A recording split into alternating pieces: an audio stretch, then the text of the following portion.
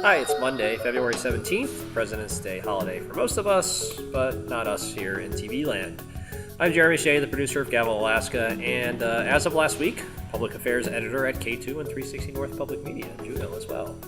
We're still having some technical issues with our streams and our archives. The IT guys have a new theory about why our streams have been failing for the last week or so, and they're taking steps to address it. The latest theory is that we've been exceeding our maximum bandwidth for the whole building, causing our live streams and the archives derived from them to crap out, basically.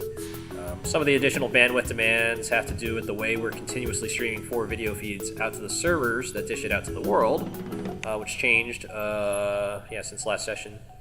And we've had a number of new hires here, so they think there just might be more traffic as well. And we might have been exacerbating things for a while, too, by unknowingly getting ourselves into a negative feedback loop. When our live streams and archiving kept failing, we'd use a cumbersome roundabouts way to backfill the archives by uploading videos to our system in the cloud. Uploading a bunch of big, like 500 megabyte or 1 gigabyte video files all day long eats into our bandwidth, causing our live streams to fail. So the IT guys are going to segregate off a dedicated slice of our bandwidth so our live streams aren't competing with other internal internet traffic here, be it work-related or cat videos or our big uploads to backfill the archives when something goes wrong. And there's some more technical stuff that they're trying to do that's way over my head, and I don't think you want to hear about. In some other behind-the-scenes Gavel Alaska news, there's a bunch of young people from around the state in Juneau this week job shadowing folks in government-related positions, including 12th grader Kelsey Nore from North Pole High School. Kelsey is shadowing me and the other Gavel Alaska crew this week.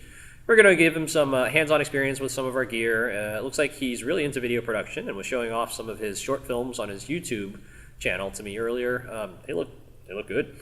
They had crane shots and dolly shots, and yeah. And I guess Kelsey had been here about 5 years ago with one of these other, government internship programs. So he dug up some photos from when he was in 7th grade that he showed me that were pretty funny. He was in this studio before it got renovated. This is the at 360, our new studio here.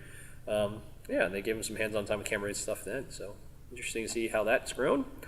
On to the rundown for Tuesday, February 18th, 2014. Here's what we're planning to cover. At 8 a.m., Representative Jonathan Kreiss-Tomkins' HB 216 is in the House Community and Regional Affairs Committee. Kreiss-Tomkins is a Democrat from Sitka and a pretty good ultimate frisbee player who shows up at my weekly pickup game in town. HB 216 would add 20 different Alaska Native languages to Alaska's official languages. Right now, it's only English. There's no financial cost to the state from this if it were to pass, and no practical effect. Nonetheless, Kreiss-Tomkins says it's an important symbolic gesture. It's been a long-standing sore spot with many Alaska Natives and Alaska Native organizations. There's basically nothing acknowledging Alaska's indigenous people in the trappings of state government. Oftentimes they'll point to the seal, the state seal in particular, and if you look on it, there's nothing to indicate there was anyone here before, white folks, basically.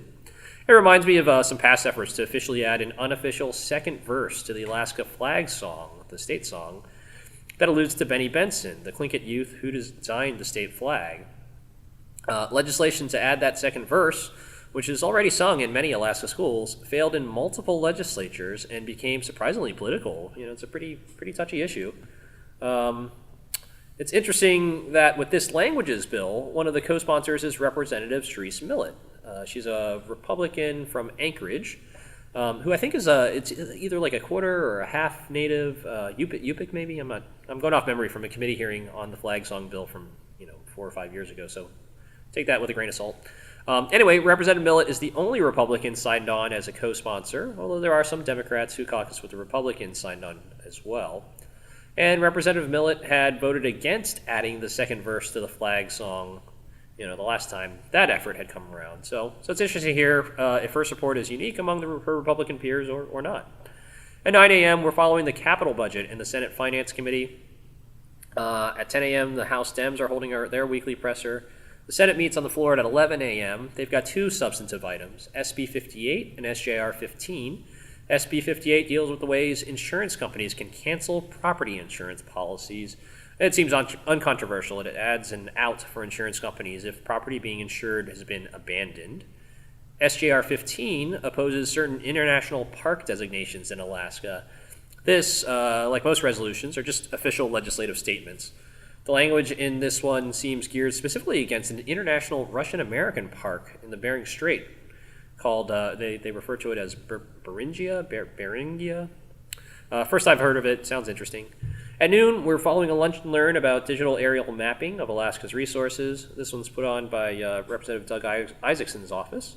At 1 p.m., the transportation committees are meeting jointly to hear from Anchorage Mayor Dan Sullivan about the Port of Anchorage. There's some crazy statistic out there that something like 90% of all the goods that come into Alaska come through the Port of Anchorage. The city's been trying to expand and modernize that port for years, and they've run into lots of problems, including huge cost overruns. Cost estimates put it in the hundreds of millions initially to do this upgrade, and they've spent close to $1 billion now. And there have been delays and lawsuits. It's been bad. There's a Senate majority press availability in the afternoon. Time has not been confirmed, but I think it's 1:30. Senator Stedman at 1:30 p.m. has a bill important to Southeast communities dealing with air ambulances in the Senate Labor and Commerce Committee. Kathy Munoz from Juneau has a similar bill, I think, on the House side. At 3:30, Senate Community and Regional Affairs is hearing from the Alaska Municipal League's Conference of Mayors. In addition to all these students in town, there's a bunch of municipal officials from around the state in Juneau for a conference and lobbying junket this week through the league. And finally, we're covering a Senate Finance Subcommittee on Public Safety, also at 3:30. They're looking at the governor's efforts to curb domestic violence and sexual abuse in the state, which includes beefing up the village public safety officer programs and the Choose Respect campaign, among other stuff. That's it. Thanks. Feel free to contact me, and here's my contact information. Good night.